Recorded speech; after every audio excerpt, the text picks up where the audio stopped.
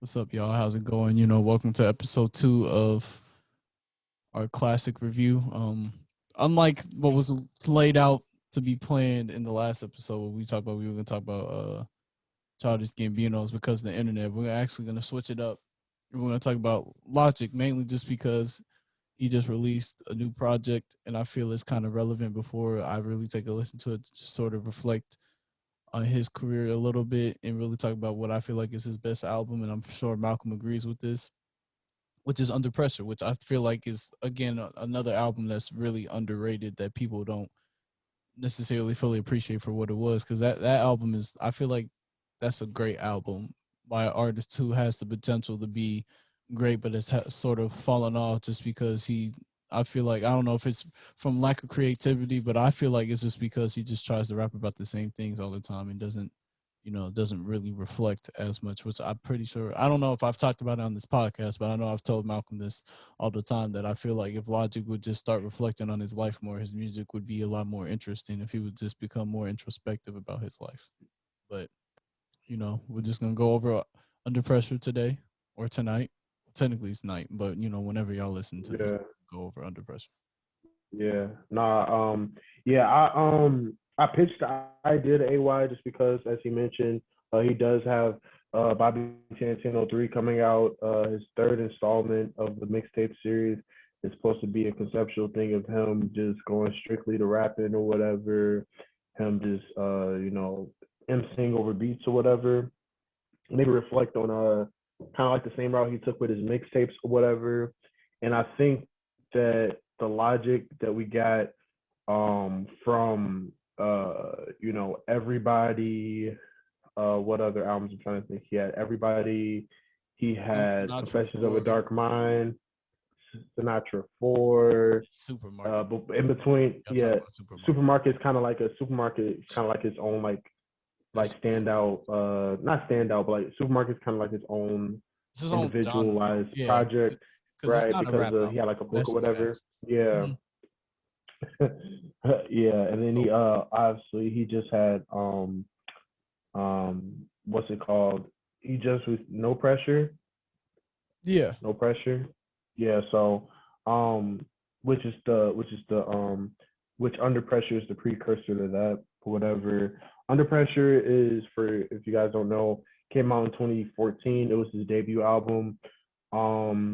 He this was around the time he got a lot of traction from his mixtapes. The reason why we mentioned Sinatra 4 is because he gained a lot of traction from the Sinatra moniker, Rat Pack moniker, and all that type of stuff in his mixtapes or whatever. His first mixtape was Young, Broke, and Infamous, and then you go from there to I want to say his second mixtape is Young Sinatra. Then you have Young Sinatra Undeniable. Then you have Young Sinatra Welcome to Forever, and then that's when he got signed to Def Jam, and then you have Under Pressure, which is his debut album. And the first thing I think of when I think of debut albums, right? I think of like people's first introduction to like the mass media, right? Because at the end of the day, like it's I feel like a lot of fans alike really dread debut albums for artists that have made like tremendous mixtapes, and like they've gotten a following through their mixtapes, and build a rapport with their fans through the mixtapes. They really dread albums because to them the artists don't really stay true to what got them that garnered that attention and what got them their fan base. But I think this is like literally one of the few instances you can say like he kind of not only stuck to his roots in his mixtapes, but he also like added a layer of um I would say just a layer of, I'm trying to think of the right word, but like pretty much he did what he did on his mixtapes, but it's much more polished. Yeah. Like it feels like a final pro. It feels like a final product. It feels like a great way to introduce yourself to the world. Well, Under Pressure, he is, as AY mentioned, very introspective, very bar heavy, um, talking about some good subject matter, great flow patterns, great beat selection, which is quite, in my opinion, um, I don't really value as much, but with this album, I really do value it because I feel like it just insinuates the stuff that he's talking about or whatever, and really brings like some of these tracks to life. But we can start with the intro. The intro is just like the intro really gave me. I don't know, like I don't know what it reminds me of. There's some like I don't know. It's something similar about that intro. Like I don't know what it reminds me of, but I want to say that I think the reason why I love the intro so much is because it's so peaceful, so melodic, and it kind of is like a great way to like segue you into the album or whatever. And I also want to give him a shout out for him using the if you don't know, he was a huge Outkast fan, so he used like I forget her name, but pretty much like this robotic lady to kind of talk over the album or whatever. Mm-hmm. It's similar to a Tribe Called Quest or whatever, and Outkast kind of did a little bit too. But Tribe Called Quest used to do a little thing where they used to have a lady talk over the album and kind of give you a segue into the album or whatever. And he's always like paid homage to his people that kind of influenced his work. But the intro was fire. Do you have anything to say about the intro? I just really enjoyed it. I like how it starts. Definitely, the piano. I feel like it's definitely a nice touch. His singing is not terrible on it. It's actually decent. I know in his later work, his singing kind of decreases sometimes in value Right. and in quality. Right. I think it's a nice way to sort of start a little album. Yeah. Yeah. I just love how simple it is. Like Hmm.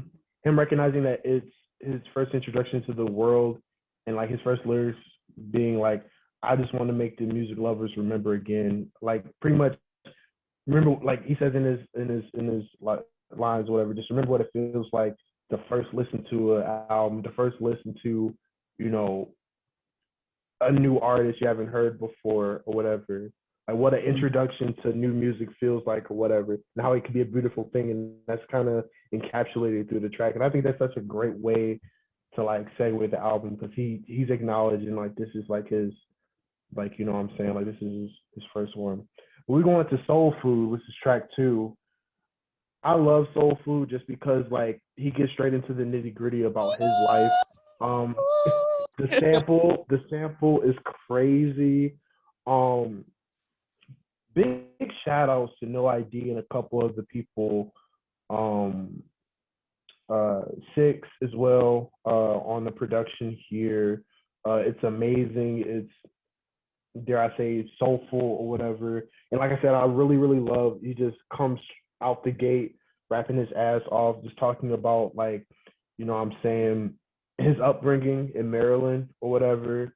I mean, obviously, you guys may not know whatever. It's become a meme or whatever, and like a thing of him being half black, half white, and him always like talking about it or whatever, and kind of overemphasizing it.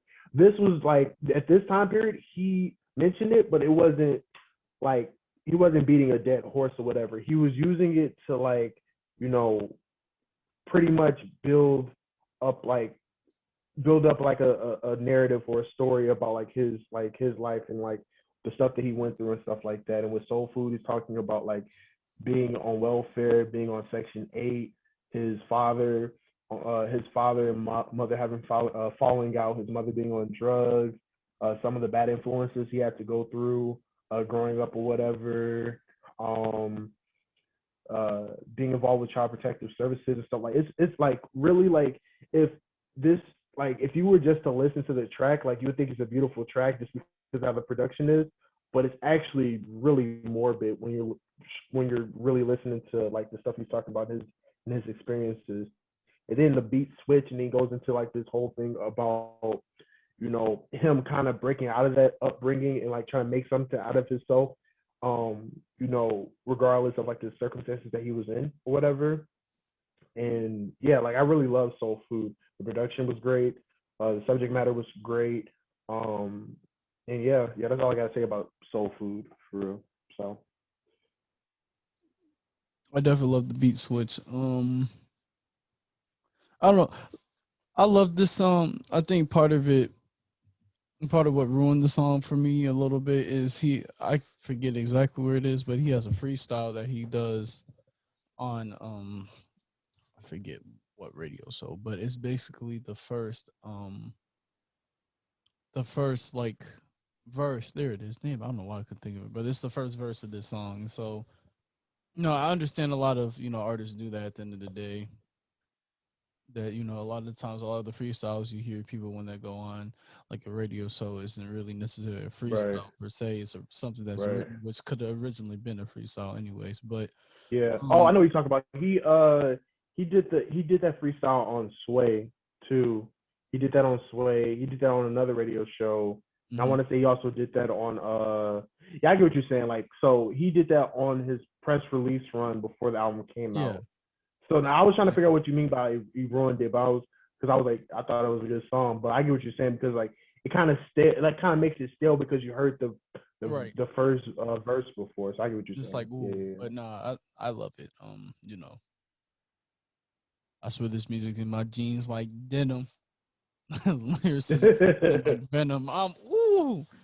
Yes, I know the flow hotter than Lucifer, even though heaven sent him. I'm just who like yeah, he The wordplay, I miss this the logic, rap bro. pockets, like I miss yeah, this logic so rap pockets, much. Oh the my rap god. pockets were crazy. Uh, And then you go into so these I'm first gone. few tracks are crazy. We go into I'm I'm Gone. gone. That's another. I'm Like, gone. I don't know where this logic went, but like these soulful. This is literally his pocket. These soulful beats with the lady singing in the background, and like him controlling the pace of the track. Mhm. Not him feeling like he gotta chase the track per se, but him controlling the pace of the track or whatever, like switching up his flow patterns and stuff like that. Um, the subject matter really doesn't is I wouldn't say shallow, whatever. It's just him rapping, but he just pretty much talks from the mindset of obviously like his mind, like racing or whatever. I mean, obviously he didn't really allude to it in this time period, but as he grew older, whatever, like he brought it to light that he suffered from anxiety or whatever. So when you couple that with him also being like a chronic weed smoker, along with him, I'm not gonna say the rest of the stuff he used to smoke either, but we'll get to that later. Yeah. But just his mind racing or whatever, and like the type of mindset he get on when like he's trying to construct music or whatever. You couple that in with anxiety and weed smoking or whatever, it makes for a creative, a really really different creative process or whatever. But pretty dope track. Um, I wouldn't say the beat kind of carries the track per se.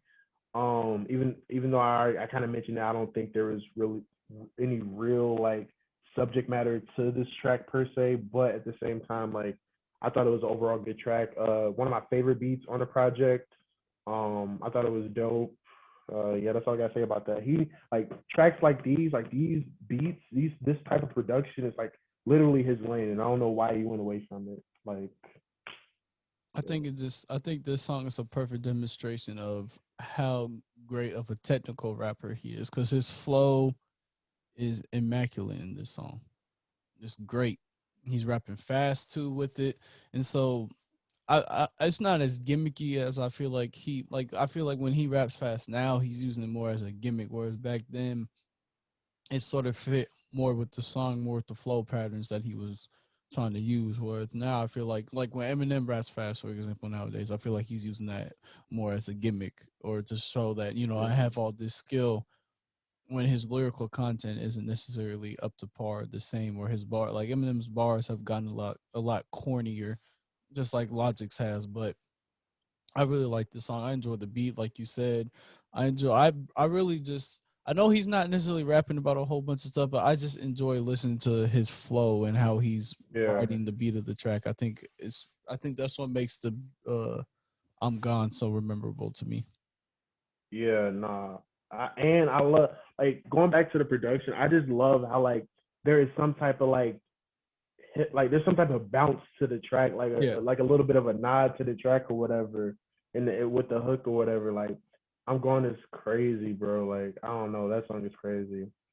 But we're going to gang related, man. When I so this is what I'll be talking about when I say like another thing where like it doesn't seem like he's chasing the beat. It just seems like the beat and him are like are in sync. Like they're really cohesive with one another.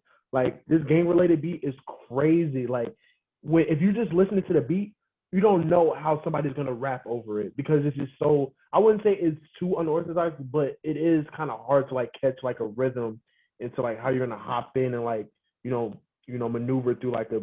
This beat is crazy, and the Yeah. way he was able to just kill it was phenomenal or whatever. Obviously, he's talking about pretty much uh similar to Soul Food, where he's talking about like just his upbringing again. Obviously, gang relations, family relations that are involved in gangs and stuff like that or whatever. Just the crime within the city of Maryland or whatever, the county that he was a part of. Um, but overall, I think he was just flexing his lyrical prowess, his flow pattern, his rapping prowess or whatever, while also trying to like tell a cohesive story within 3 minutes or whatever. And I think he did a really, really good job of it. And A6 went off on this beat, man. This beat was so crazy, and I have to emphasize that because I'm not because and they'll soon know I'm not really big on production. Like I don't really what I'm saying, like production is good, like beats are cool or whatever, but like when it comes to rap, I'm always locked in on what the person is saying. But like there's instances where like beats are so crazy to where like I can like literally just like yeah, like this beat was crazy, and the way he rapped over it was crazy, and yeah, no, I love gang related for real. So yeah, I think it again, like when we're talking about how he's being retrospective. I think it really gets. I think he would benefit from getting back to it because when he's retrospective, I find him to be a very entertaining storyteller. Because I gang related and what we'll get into later with growing pains. I feel like those are great just moments in his life that he's trying to get back and try to tell the story of sort of what he viewed in his life, but he's painting an excellent picture with it.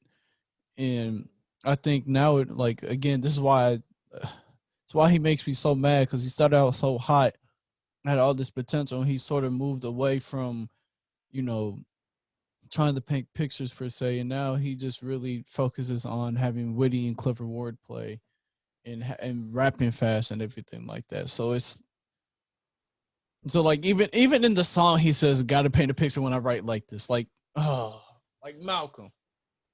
Like yeah. I think game related is just Then like the last, I'm sorry, perfect picture.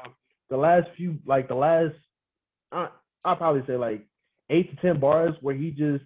You remember we talked about rapping fast for a gimmick or whatever, but Hmm. like He has nah, to on the this, way he was yeah. rapping, I'm about to say the last 8 bars, man, he literally like spat like that was like bro, like I think it adds to like the anxiety of being in an environment like this, like how you're always anxious right, because you don't know what's yeah, going to happen. You could be yeah, next. So that's why again that's why I feel like the rapping on this when he's rapping fast isn't necessarily right, as much of a gimmick as much as is adding to the song, adding to the narrative because you get like mm-hmm. this sense of tension and this sense of anxiety from him as he starts rapping fast and fast and the track starts building up, especially in the Mm-hmm. last verse, his last 8 bars until you hear a pop. And I really like that. I missed this part of his personality. I don't know where, maybe not Because personality, but his music. I don't know where it went. it makes good rapping with good song, and I feel like people don't can't differentiate it, but like there's a difference between good rapping and good songwriting when it comes to hip hop or whatever. Like there's people Right. that can rap their ass off, but they can't make a good song or whatever. And he was able to sync both of them. Like how he constructed the song with how he was rapping was just crazy. And then we go into Buried Alive, bro. Like That's Buried I think Alive that's is the such best a song on the beautiful album. that is such a beautiful track. Again, kudos to the production team on this beat. So beautiful. I always said that this is the type of song I want to like. If Logic and Mac Miller ever did a song together, like I would have wanted them to do it like a song together, like on like this, like Buried Alive featuring Mac Miller would have been crazy. Like this is right. Like this is yeah. Like having him on this would have been such a beautiful song. Buried Alive is such a great song.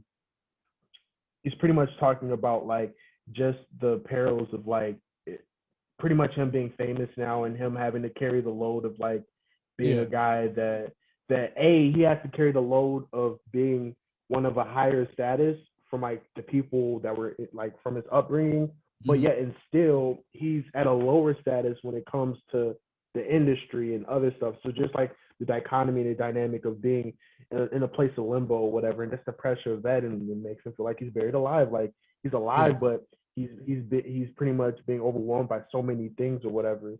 And like it's kind of crazy to see like how this is giving us like pretty much Easter eggs of the anxiety that he would go on to speak about in like the 2 or 3 albums later or whatever. Mhm. He's literally painting it for us right now, but we weren't even fully cognizant of it because what I'm saying? Like it's kind of weird how that works though. It's just like it all makes sense why like everything kind of has like a sense of urgency to it or like some type of like what I'm saying? Yeah. Like underlying mood to it or whatever. But like, yeah, no, Buried Alive is another good track or whatever. The hook is the hook is so hypnotic. Like I No, love the hook, I feel love the like the grass is production, green. man. Thing I do is I like this. What I'm saying, bro. Like this like this.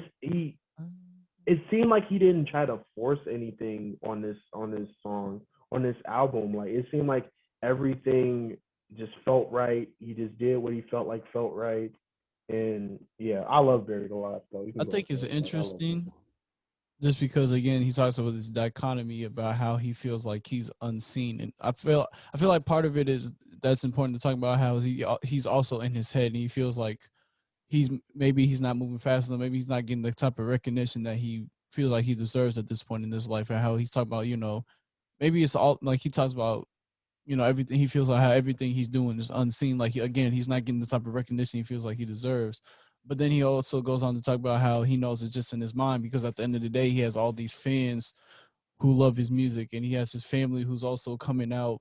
And even though a lot of them he might not have known or had the best relationship with, but they're still acknowledging him and trying to be a part of his life and everything. But I think it's interesting when you look back because his second album, it's like The Incredible True Story. I think it's interesting Mm. because there's a song in there, and later in interviews, you come to realize that that was the first like that album he wrote before Under Pressure, but he released Under Pressure first. It's I want to say it's Paradise Yeah, because yeah, yeah, he yeah. because Well, there was a beat switch yeah, on there and I mhm, remember that. Yeah, it was yeah. Paradise. So, Yeah, yeah, so yeah. yeah, so like My Incredible True Story is not a bad album, but I feel like it's definitely not as polished as Under Pressure is. And I think it's that it shows that this is really the second album that he wrote, but Mm. decided to release it first. I mean, I'm just glad like we got it. I feel like he probably would have been better off releasing. I guess we can leave this for closing remarks, but just to get it off my chest, I feel like he probably should have waited to release this after The Incredible True Story, just because I feel like this would sort of elevate how we look at him now, and not necessarily, Yeah, he we had can. his best album was his first album. He kind of just slowly Mm. started to digress. Mm-hmm. No, I agree. We'll have to touch a little bit more on that because that's an interesting topic for sure. Yeah. But yeah, no, but Buried Alive, another great track, and we're 5 tracks in, and like there's no misses. Every song seems like it's going and going and going, and even like we go into Bounce, and I like Bounce. I don't think it matches like the mood of the album, Yeah. but I feel like it's certain in albums you need breaks. And when I say a break, I mean like if you're talking about like if your album is like really really emotional and you're touching on so many like heartfelt topics, whatever, like you kind of need that like exhale moment. And like Bounce is such an exhale moment. It's like much more of a up tempo like chill like song or whatever. Even though like the beat is kind of hard on that too or whatever, but like Bounce is pretty cool. I don't really have much to say about the track. I think it's a dope track. The beat is crazy or whatever. I mean, it matches the title of the song or whatever. It's a dope track or whatever. He didn't really try to do too much on it. He just was trying to have fun on the track, and it was pretty dope. It was a good break because he literally went back into like um some more some more Yeah, definitely. heavy stuff after Mhm. that. So you can go ahead. Yeah, I don't really have much to say about it other than I feel like it's a necessary break just because this album, like for the rest of the album, he's gonna be very emotional again. And so, I feel like this break is necessary just to sort of, give give the listeners sort of this break from this onslaught of motion and reflection that's going on. Not necessarily that it's needed, but it's not like I'm gonna refuse this break. I feel like I don't necessarily think it's necessarily needed, but it's also welcome. I'm not gonna turn away from Yeah, it. I'm about to It's say it's probably it my wouldn't have been. go ahead. Yeah, I'm about to say it wouldn't have been needed if it was a bad track. Since it's a good track, it's like It's yeah, cool. like Yeah, it's a cool, cool like addition. right, Um, I don't know. I think it's probably the worst song on the album, and it's not even a bad song, but I think it's the weakest track on right. the album for sure. Like relatively speaking, Hmm. yeah, yeah. And then we go into Growing Pains. You mentioned this earlier. It has a little uh skit about like a group of guys trying to set up a couple guys, and then like a shooting occurs, and then like it's this. See, this is what I mean when I say like he pays homage to like people he's inspired by, because this is an Outcast inspired track. The reason why I say that is because like you can see like how he structured this song was literally the epitome of like the art of storytelling. Like he's literally like painting a picture of like one night I'm outside, I hear gunshots or whatever, and then he tells a story about what he's thinking or whatever. He's kind of also rehashing like all the stuff he went through as a kid, and then he talks about being in this place where things were different. He's living a different lifestyle. He's happy or whatever. He's pretty much in like this place of bliss, and then he wakes up and he's like just to figure out it was all a dream and he's in hell or whatever. And like I feel like that was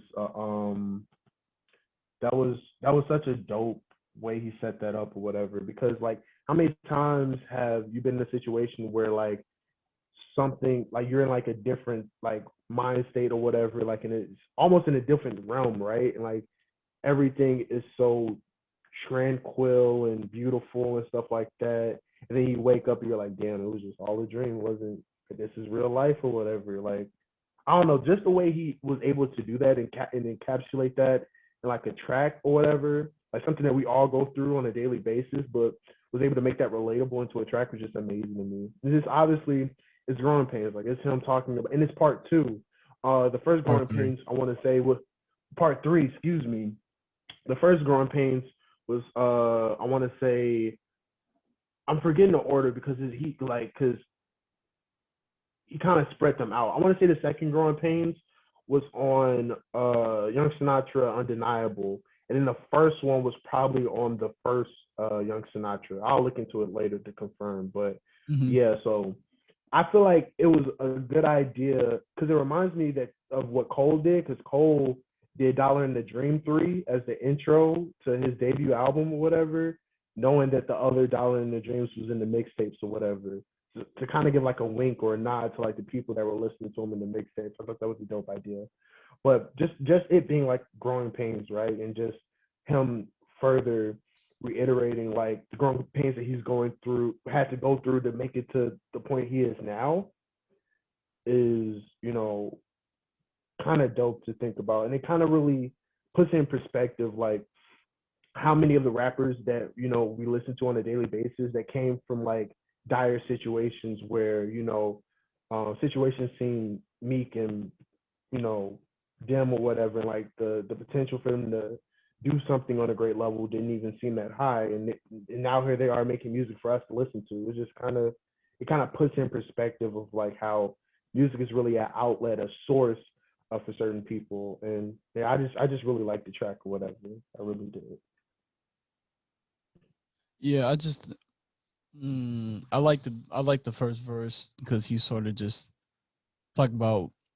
I guess he's sort of reflecting, but he's also talking about a lot of things that sort of go into his mindset and how he is now. But he's really just taking time to sort of reflect and look at what he was doing at the time and sort of like, okay, this is what being young was like. One of the lines he talks about such a young and such a fool. Now I'm breaking the school. Just talking about, he's still Hmm. trying to on this search to sort of try to find himself and sort of try to find this break from home, because again throughout this album and with interviews that he's done, you find that his home life was a hell for him, and he even gets into that in the second verse because of that dream sequence, which I love that beat switch because it just feels like you're just sort of in like this state, this dream state, And just sort of. shout out to and he also gave a nod to Kendrick because he used Terrence Martin at the end with the saxophone little loop that he did at the end or Yeah. whatever.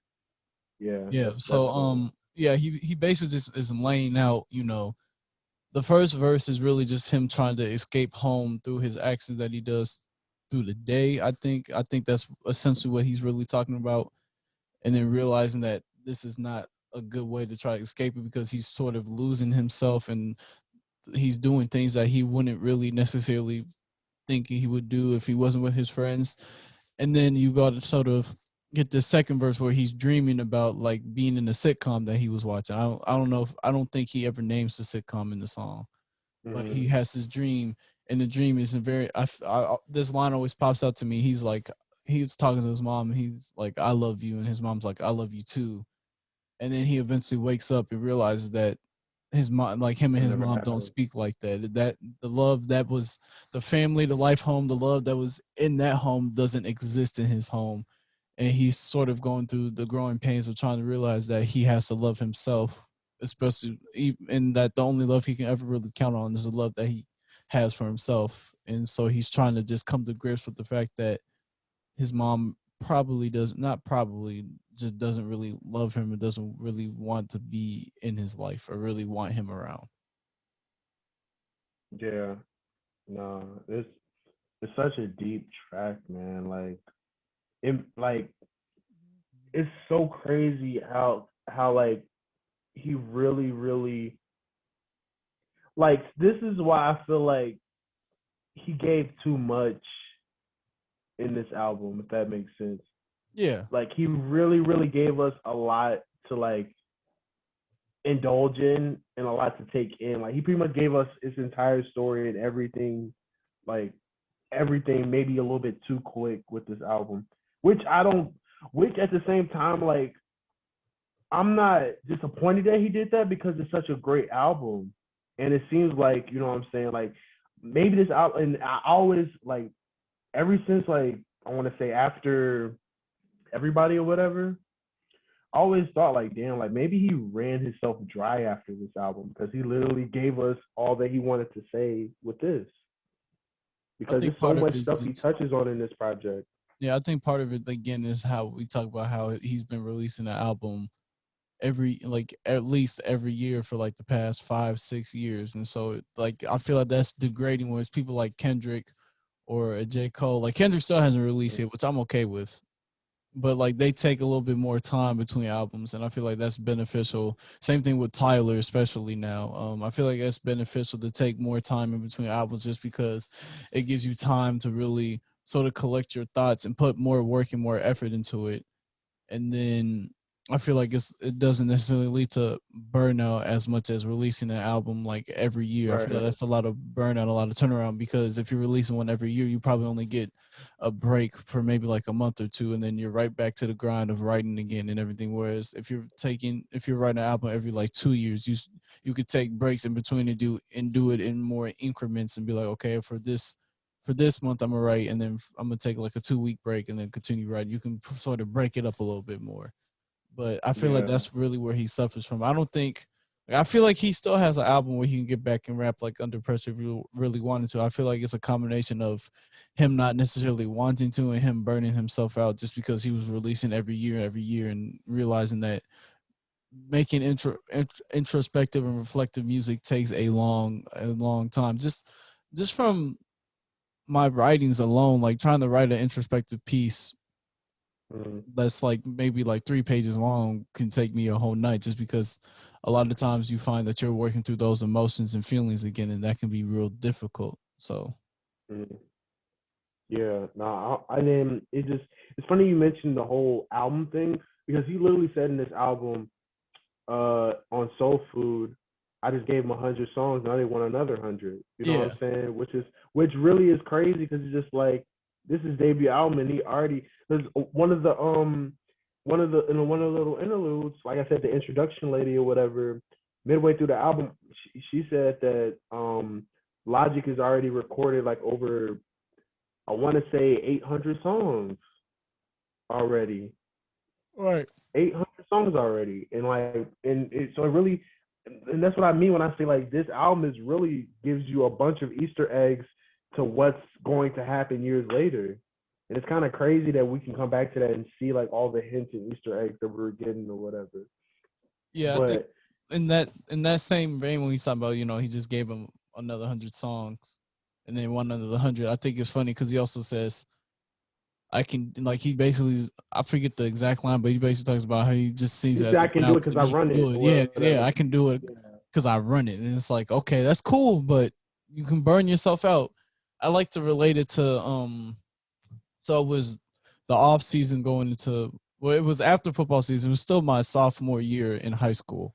But there were days where I think 3 days a week I was doing 3 workouts a day, and then the rest of the days I was doing 2 workouts a day, and that eventually led to me burning. Like, I still had the energy to do it, but my body literally got to the point where it was saying I can't do it anymore. To the point where I ended up getting weightlifter shoulder, and if you know what that is, for people that might not know what that is, that's basically to the point where your shoulder is like so sore that you literally, like, it just refuses to work at this point. It's been it just doesn't want to, like, you can't really lift anything when you have, at least, I mean, I could still squat, but in terms of like benching, like, I couldn't do bench Mm-hmm. anymore. I couldn't do anything with my upper body anymore The just because I muscles gave literally out. couldn't move that shit. And so Mm-hmm. while I understand people wanting to put in multiple workouts, that made me a lot more cautious and a lot more willing to listen to my body and realize, okay, even though we talk about going past your limits, pushing your body to the limit, sometimes your body will literally tell you, "Oh, I've had enough. Like, I can't do this shit anymore." And that's how I like to sort of relate um Logic's music. I feel like he got to the point, he's gotten to, especially with like No Pressure, you could really see that he was saying it at least. But I feel like he reached that point before No Pressure, where he got to the point where his Mm-hmm. creativity was running dry just because he was putting so much music out all the time. Mm-hmm. Yeah, no, yeah, like I said, he gave us a bunch of like Easter eggs and a bunch of like things to like kind of like foreshadowing of red herrings of what was to happen or whatever. But it's funny that you said we didn't really get another break in this album, but I honestly feel like Never Enough is kind of another break because he gave you another heavy, like a heavy track or whatever, Growing Pains 3 part 3 or whatever. Never Enough just kind of seems like Bounce Part Two, just with like, you know what I'm saying, maybe with a little bit more subject matter, but not really or whatever. Like he's pretty much just another like laid back chill track or whatever. And like with something like Never Enough, if you hear the title of that, you think it's gonna be a heavier track, but it's actually really quite Yeah. like laid back and chill. So like I said, I really don't have much on that track. I think it's a dope track too. But the beat was cool. I really like how he's able to like, cause he has this lane of like boom bap element with like a little bit of like jazz slash pop influx. Like I don't know, like it's such a weird mix, a weird blend or whatever. Like that's why I say like, does Mac Miller kind of have that same type of like mix too, where like he'll take beats that are like boom bap ish with like mix them with a little bit of like pop slightly or whatever. And I think he just mastered that like lane pretty well. So, but yeah, no, I thought Never Enough was a dope track. It was a cool track. I don't know if it's necessarily a break. It's not. It's definitely not as heavy, but I still feel like it's still emotionally charged, just because he's talking about, rolling weed up, pouring liquor, Mm-hmm. and doing all these things, and realizing that it doesn't matter what he does, it'll never be enough for him to really escape the problems that he has. And so, at the end of the day, it doesn't necessarily matter what he does to try to escape the problems that he has. It's never going to be enough for him to fully escape those problems. So I mean that's what I get from the song. I could be wrong, but Yeah, no, I agree with you. No, I'm just saying a break in terms of like because it's one thing to put that within a verse, yeah, but like he put it as like the hook or whatever, and it wasn't like it was that's just meant fair. for Yeah, like he pretty much like veiled that with like over the top, well not over the top, but like a laid back, chill, like I was about to say bouncy beat I or don't. whatever. So I don't know if Never Enough is the break. I think Metropolis, which is the next song, is more of the break, just because he's just talking about Really, his life. Yeah, because he's just really talking about his life now, sort of. He talks about Nikki a little bit, which is the second to last song, which we can get into that. But right?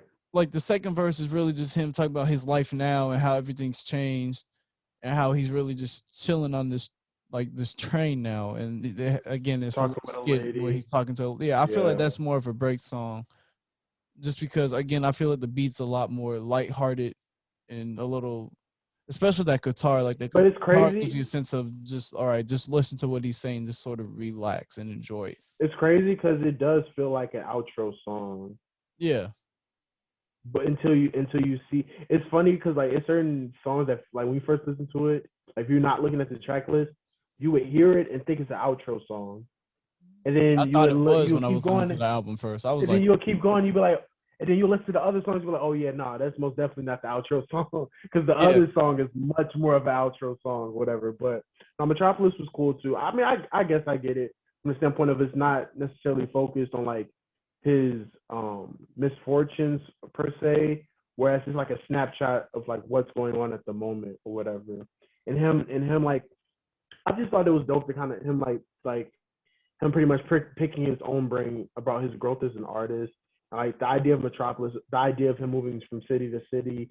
yeah. He talked about the first time he performed at the House of Blues in Chicago or whatever, and pretty much just maybe not even a cultural shock, but just like pretty much like having to adjust to like the life of like living in Maryland, and now you're going to Mhm. like big industrial cities. Like you're going to LA, you're going to Chicago, you're going to like these other big markets or whatever, where like you're going to be you're going to be placed around many different people from many different walks of life or whatever.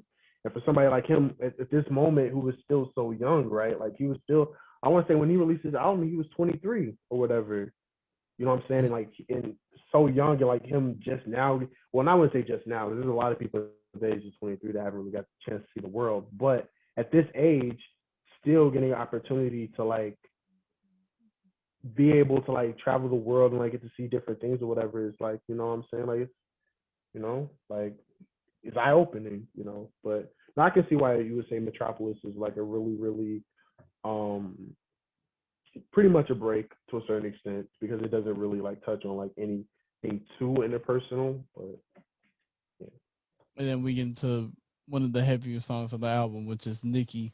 So I feel like it's very creative because at first you think he's talking about a girl and everything, and then you come to the conclusion, and he mentions Nikki throughout the album, but then you come to the realization that he's talking about cigarettes and he's talking about nicotine, the drug, and not a girl named Nikki. Which I feel like I really like that song.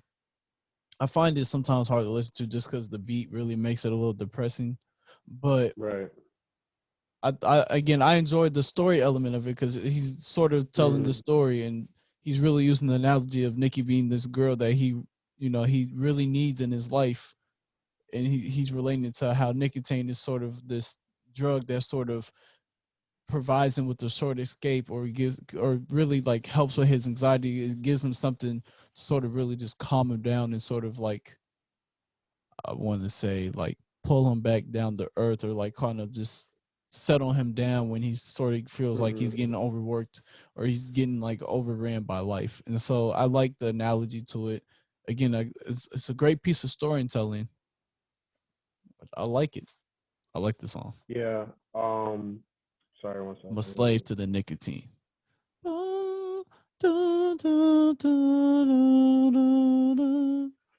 But yeah, nah, that beat is so. It is very depressing. I'm not gonna lie. And like one of the better storytelling tracks on the album. I really don't have much to say about the track. I think it speaks for itself. Just like his overall addiction to nicotine or whatever. And you know, it's funny that he mentioned that, like, and I mean, it's kind of like an allusion to like how addiction works, because it's like he mentioned that like it's over, like I'm not gonna do that anymore. But yet and still, like even years later, he kind of still like smokes cigarettes or whatever. You know what I'm saying? Like it's kind of like his crutch to kind of like he already, because on Never Enough, as you mentioned, like he kind of already like alluded to some of the crutches he has that kind of like alleviate some of the pressure that he's been dealing with. It's called under pressure, so obviously he has a lot of pressure on him. But yeah, I really don't have much to say about this track. I thought it was just a really, really I I use this term all the time. It's like a stream of consciousness where he's, talking about like, something that he kind of uses as a crutch to kind of cope with some of the pressures that he um have to endure or whatever. But heck, and that's what I'm saying. It's three tracks in a row. Like Metropolis and Nicki, those two could have been uh Outro. outros as well too. But it's kind of crazy that those aren't either. And then Then we Under get to Under Pressure could have Pressure also been an outro, and it's still outro. not either. Exactly. Right. Like he hit us with like three. Like you remember Spider Man? You remember Spider Man 3 when like we thought the movie was gonna end and Right. we saw Harry. Then we thought the movie was gonna end when Sandman went away, and the movie ends when they're in like the bar or whatever. Like that's he pretty much hit us with that or Mm-hmm. whatever. But yeah, no, Under Pressure reminds Okay. me of, in terms of, so just a quick segue.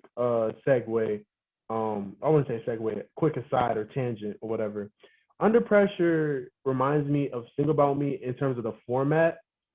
And if you notice, before Sing About Me, I don't think there was that many tracks that ran like 8 minutes long and had like multiple parts and like were like, you know what I'm saying? Like it's like in terms of like the 2010s or whatever, The like they only used other, to do that yeah. on like they The used to do only that other, on go outro ahead. tracks or Mhm. like credit Yeah.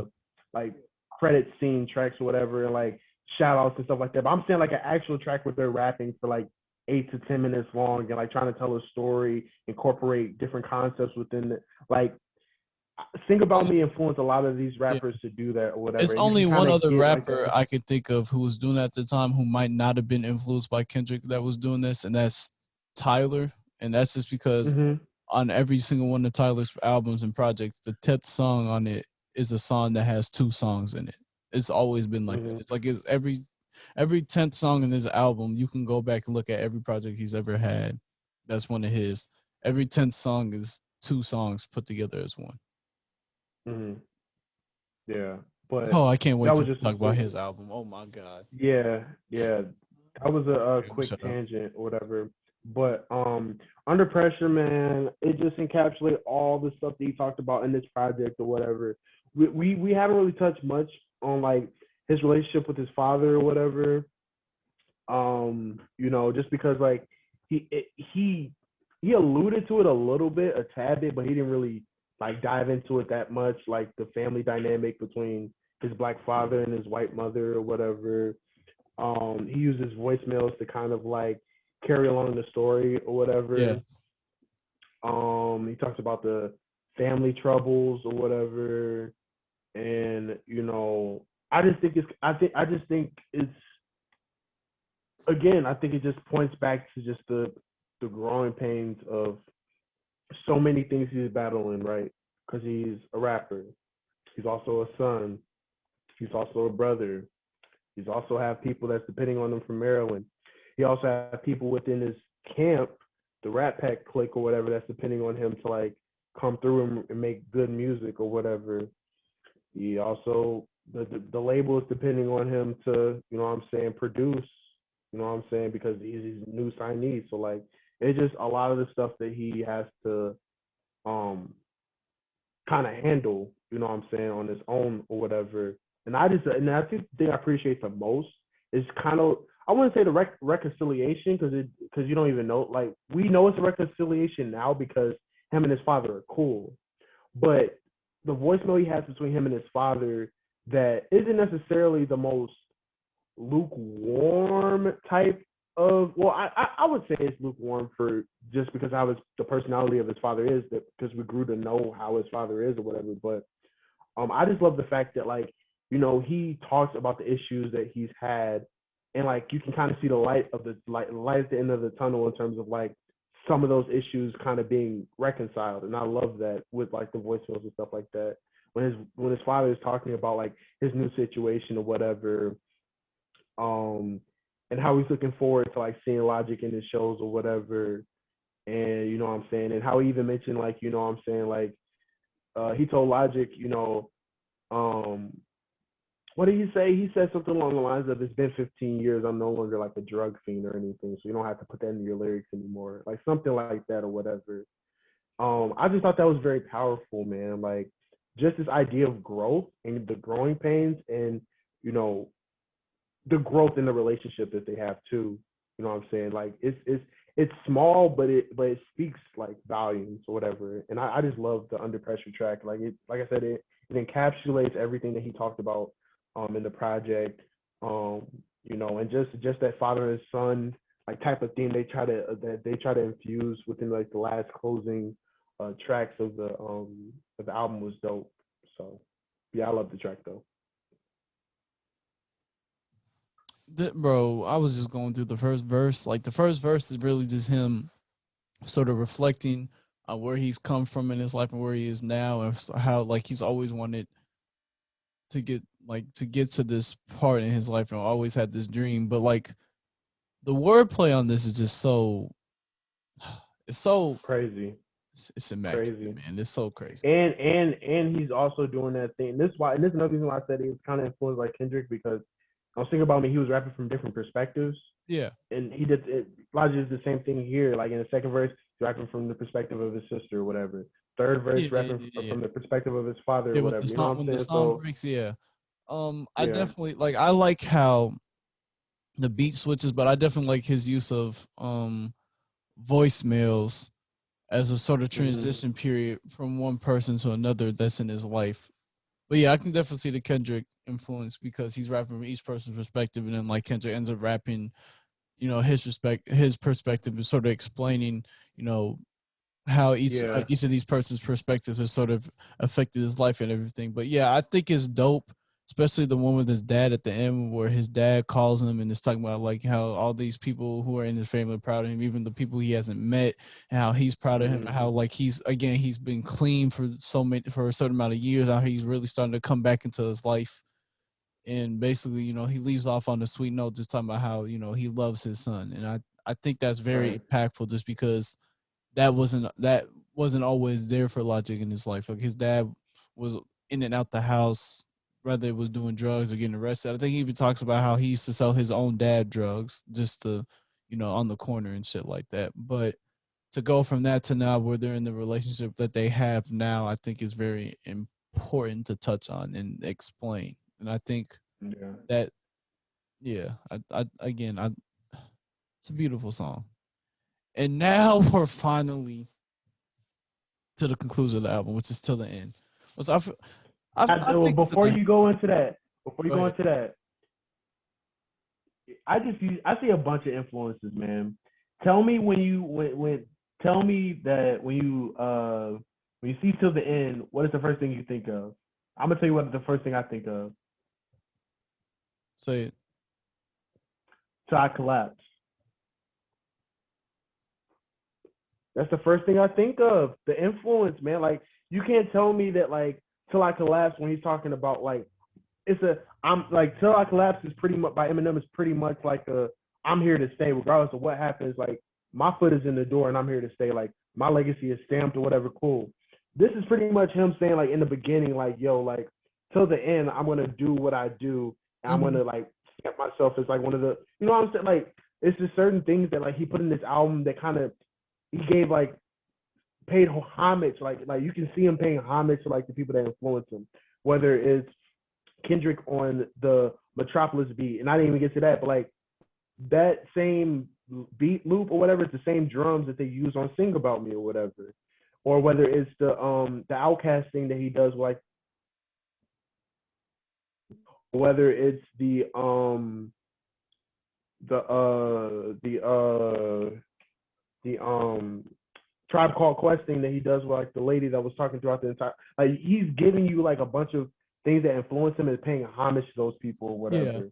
And I think that this is just another example. Like he literally took the concept of like Eminem's Side Collapse and made it his own. I thought that was dope. yeah. It reminds me of this point that a lot of his later songs, in a lot of his later albums, like this.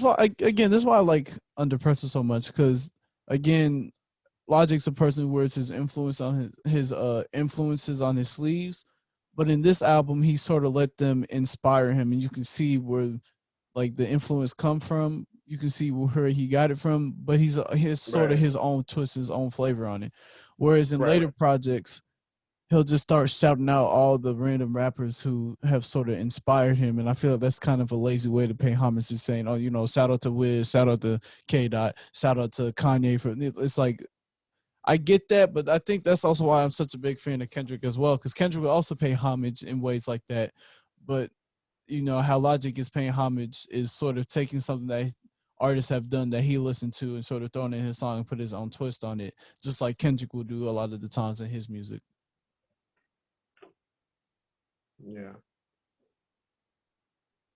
But yeah, I just wish he rapped a little longer. The instrumental's enjoyable, but like he only raps for like 2 minutes, I think, and then the rest of it is just the instrumental playing. I'm like, I don't necessarily need all of this, but hey, it is what it is. Nah, the intro is just. The outro is just like in terms of like how we introduced the album and like closed out the album was really really similar in terms of how beautiful it was. Yeah. But yeah, man, I really do want to get into the bonus tracks, but I feel like they don't really. The bonus tracks are good, but they're not cohesive with the album. They don't fit the album. The only song that you can kind of argue that fits the album is Driving Miss Daisy.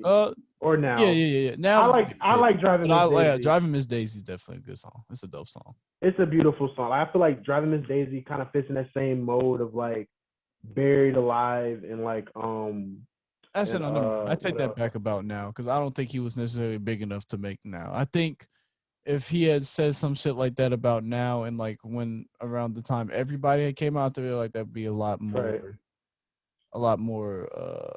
and then like I feel like the concept of true. What's the song with what's the song with Big Sean? I forget the name of it. It's All Right. Yeah. Like I feel like the concept is cool. I just feel like the song was executed great. Like I thought it was an okay song. Like, but Big Sean ruins the song for me. Yeah. Oh my! I knew you were gonna take it there. We actually got to do a classic review of like Big Sean's Dark Side of Paradise. We should. We should. Either that or don't make me talk about Big Sean. Either that or that's technically his best project, so we might have to do a review on that. I don't know if I would call that a classic, but fuck it, we can. It's his best project or whatever, because the series is about classic / underrated like projects or whatever. So yeah. But yeah, no, honestly, I think that. Well, I'm kind of being biased because I really really like Driving Miss Daisy. Like, yeah, I thought that was a dope song. But anyway, in terms of closing out the album, in this album review, overall, I think the album is really really good. AY mentioned earlier that Logic probably should have released a second, and after thinking about it, I honestly think that I honestly don't. Now I'm kind of on the fence because on one hand, yes, you don't want to release this as your first project because you're kind of giving too much within like the debut project. But it's like, I think part of that. But it's like it's a good first step, though. That's what I'm saying. Like it's a good first step. It's a great first step from the build off of. I just think it's more interesting to talk about it now, just because again, hindsight is 2020, and looking at the trajectory and where he's gone, I feel like it'd be like looking back, like when he was first doing it, I had no problem with him releasing it first because maybe sometimes it's hard to follow up a great album. Sometimes you have a little bit of a dip. But I still thought The Incredible True Story was a good album. but Yeah, I it's think the just that Incredible True Story was a good album. I don't know if it would have fit as a debut album, yeah, and that's what that's I'm the saying. problem. Yeah. This feels like a debut album, Oh. and that's why I can't. That's I feel like no, in Yeah. terms of not maybe not in terms of because like quality is so polished. So I'm saying like the themes and how he like constructed it, Because it's it sort of feels just like an introduction it to feels who like he is as a person. Yeah. right, right. So yeah, I don't know. Like I get what you're saying in terms of like the standpoint of like his trajectory, and Mhm. maybe this should be like the second album. But yeah, I don't know. Like I think that it got the Nas. Well, I'll say that it has the Nas effect, even though I don't think that like people give It Was Written enough credit. But like it's general consensus that Nas' best album was his first album or Yeah, whatever. It has definitely. like that type of effect or Definitely. whatever. So but yeah, no, I this is a Logic that we herald him as like one of the better rappers of the 2010s. Like when we said that at the moment, this is one of the projects we were referencing or whatever, just because it was a really really like just excellent project, man. Like good rapping, good production, good subject matter, just good songwriting, thought provoking, relatable. Like, it's so many attributes and intangibles that make this album so amazing. Yeah, I like this is the Logic that, and heck, it came out in 2014, and I still feel like this album came out right now, it would still be great. Like Yeah, it, definitely. I feel like it aged very very well. Um, so yeah, no, I really like this project. Easily the best project in this catalog. There's a reason why he made No Pressure years later, because he knew that like this was his, like outside of it being his first album. I really feel like he knows in his heart of hearts that this is his best project that he's Oh, ever he made. knows. Yeah. So, but yeah. Now, what do you have to say about? Like I think it's just I think it's underrated. I don't think people talk about it enough. Um Again, I think he kind of set himself up a little bit. Maybe not in terms of, because I feel like he tried to shy away from it just because he wanted to tell his story one time and sort of just be done with it, which I feel like is always a mistake, because in life your story's never over until you're dead. And even if you're dead, there can still be new dynamics to your story that are being added that people may not have known. Um but I feel like part of it is, he just wanted to tell his story real quick, and he feels like, he's done with that part of his life. He doesn't really want to necessarily talk about that anymore. But I feel like that loses out on a lot of the quality and a lot of the talent that he has, just because again, he's such a talented storyteller. He can tell great stories, he can paint great pictures, and he sort of moves away from that when he's not, when he decides not to be introspective or reflect about his life and where he's gone. I think it's funny how like he tried to in Dad Bod on No Pressure, he tries to touch on that and talk about how Mm, people want me to rap about my life, and he raps about his life and just raps about his every, like, something that he might do every day, which is like going to Target, running like to as 7-Eleven. like trying to be sarcastic Yeah, or trying to be whatever. funny Yeah. about it. When I'm like, I definitely feel like that's not. I don't know if he necessarily means this isn't understood, but I know that's not, at least for me, I know that's not what the fans necessarily meant. The fans really just want you to be introspective, to talk about, just compare your life or just reflect on it, take the time to think about, I was here and now I'm here, and this is what I've learned on my journey, and this is how I feel about it, and this is what I want to do pressing forward. But I feel like he doesn't do enough of that, and I feel like that's why his music has really suffered, just because he's sort of taken an approach that's sort of disconnected himself from the music, to where he's just trying to say cool witty things. Whereas if you listen to his mixtapes in his first album and even his second album, a lot of it has to do with his life and his perspectives and his feelings, and he sort of has gotten away from that. And I feel like that's really that's also something that's mainly responsible for the dip of quality in his music, is just that I feel like he's lacking that personal touch of bringing his life and what he's learned and gone through in his life into his music. Yeah. No, I could like I think I agree with like everybody was the album that really really put him on, like Made him mainstream. made Yeah. him. Yes, but if you're a Logic fan, you know that everybody was the beginning of the downfall of like Uh huh. his the quality of music. Yeah, because like it was this, then it was the Incredible True Story, which was still good. Then it was the first Bobby Tarantino mixtape, which is actually That shit is really, really yeah. good. Slave Part Two, that beat is crazy. Oh, the Like breakdown, yeah. Slave Part Two is crazy. What's it called? He had a I forget what it's called. He had a Super couple Mario joints on there World that was is amazing. fire. I love that beat too. That was so crazy too. Like yeah, but the first Bobby Tarantino mixtape was fire. Um, and then he goes into Everybody. Everybody was an okay album. Um, I forget.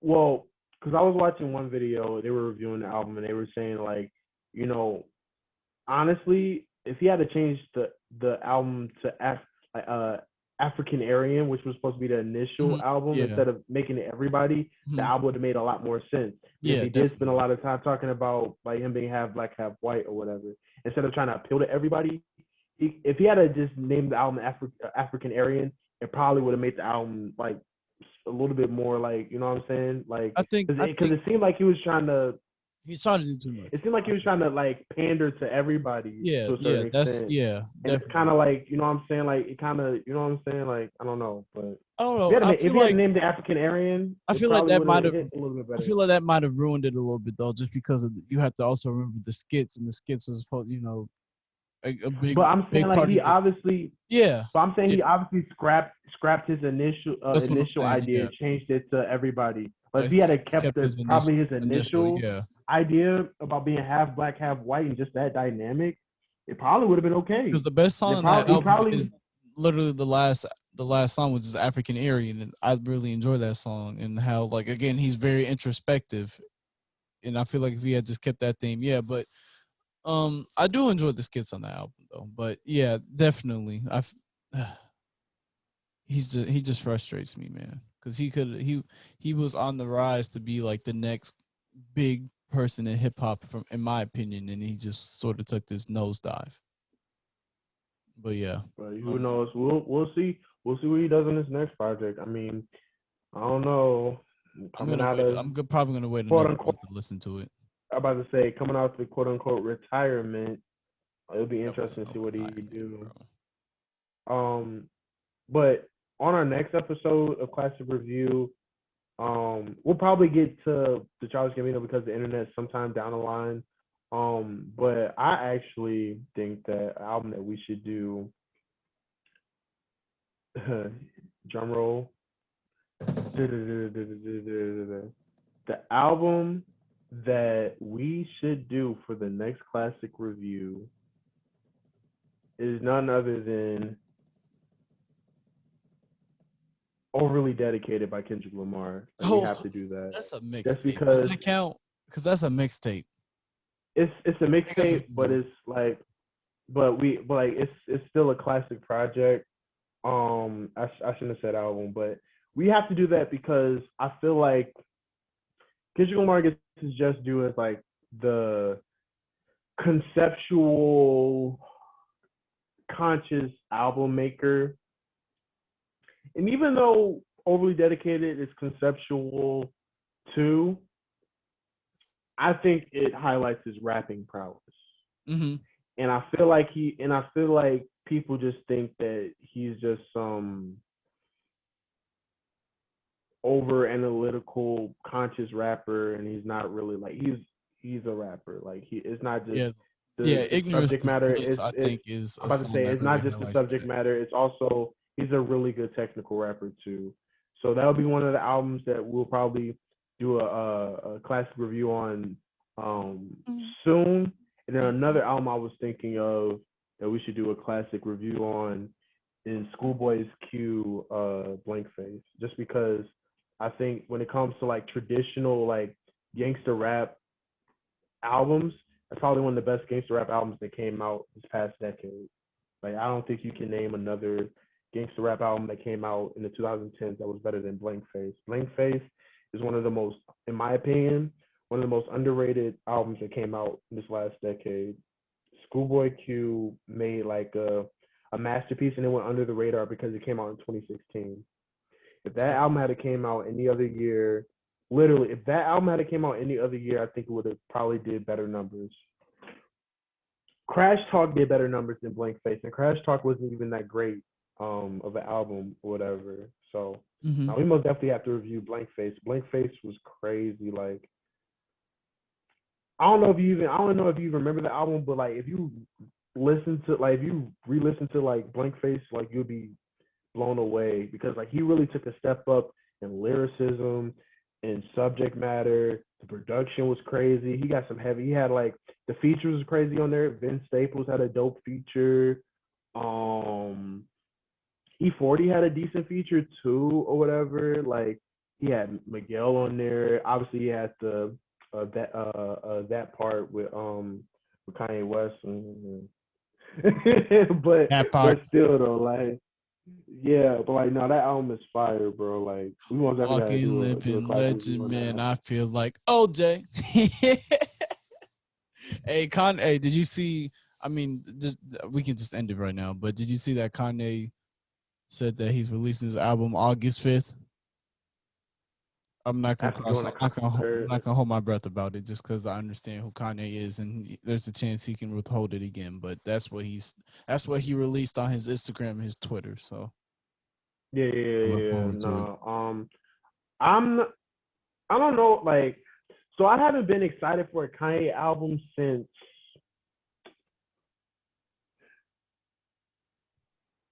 the life of Pablo, really, Yeah, not to be I think funny or that's whatever, another one because we like could do too, because that that I was the feel like last, yeah, that was the last album that was really good. I was ex- I was looking forward to because it was coming off of Yeezus, and I was trying to see how he was, and I was trying to see like what he was gonna do after that. But then like after he released the Life of Pablo, I was like, all right, I'm cool if you don't release nothing else really. Not because like he doesn't make good music, but because it's like he's trying to do other stuff, and like Right. then that's when the whole Trump thing Yeah, happened, yeah, and the yeah. We whole ain't got to go into all it. that stuff Right. happened, and then Yeah. like yeah, I had a hard time listening to Ye. Like even though Ye wasn't terrible, it wasn't good either. I think Or what helps Ye is that it's not that long, which is why I could tolerate it. It's only like 30 minutes then tops, I think. and then and then like Jesus is Oh, we got to talk King. about Daytona too. Telling Yes, you. we do have to talk about Daytona. Daytona is most definitely one of the best under 30-minute tracks, under 30-minute albums ever. Nah, Crazy. that is kind of crazy. But go Now ahead, Pusha Malcolm. T Close most this out. definitely needs some knives or whatever. But thank you Yeah. guys for joining us for classic slash um underrated review or whatever, where we talk about projects that we feel like needs is just due, projects that we highly suggest you guys check out. Um, initially we're gonna do like hip hop albums, but we'll probably segue into other genres as well. Like there's a couple of people that I feel like needs their flowers. You know what I'm saying, needs more recognition just because of the good work that they're doing or whatever. So yeah. I'm gonna put y'all on. If y'all haven't listened to Her's album yet, then y'all need to because her album is amazing. Um, she released this year or whatever. Her has always been one of my new favorite female R&B artists. Like she's literally like the modern day Alicia Keys, but like probably a little bit more of a better singer or whatever. Like I think she's a little bit more like polished as a singer or whatever, slightly, slightly. And I just and like I don't know, I love her. Like her album was amazing. It was it was so good. Like I've still been listening to it. And the thing is, it's really long. It's like 20 some tracks or whatever. But every song still hits or whatever. Like she got Yeah. bangers on there. She got Damage. She got Slide. She got Come Through with Chris Brown. Like those tracks. I love Damage, bro. Like I loved it before it hit the radio. Like Damage was crazy. Like Damage is my favorite song. But The yeah. sample. First off, I'm a big like samples guy. Like if you play a sample that I know, and like a Uh-huh. classic sample, and you able to rock it a certain way, like yeah, nah, Damage is. Oh, I love her, and I think I like her vibe too. I need to go to LA or something. But see yeah, where thanks for Cole joining us. You Sessions know, is. I'm Malcolm was sorry, I'm still sorry. I went on a rambling a little bit. It's all right. segue. But thank y'all for It's joining all us, good. though. Yeah, Thank y'all for joining us. thanks for joining For us, for sure. listening. Have a good day, night, morning, afternoon, whenever you listen to this. You know, please like, share, subscribe. Like Gabe, we're trying to get back to be more consistent. As you can see, you know, this is the second upload in a 2-week span, which is really good for us because before the last episode of the podcast we recorded, we hadn't uploaded in like almost a month, so it was bad. It was starting to get a little bad, but we're starting to get on top of things now. Starting to get into a little groove and starting to become more consistent. So you know, we appreciate y'all. We love y'all. Thank you for your support, and we're out.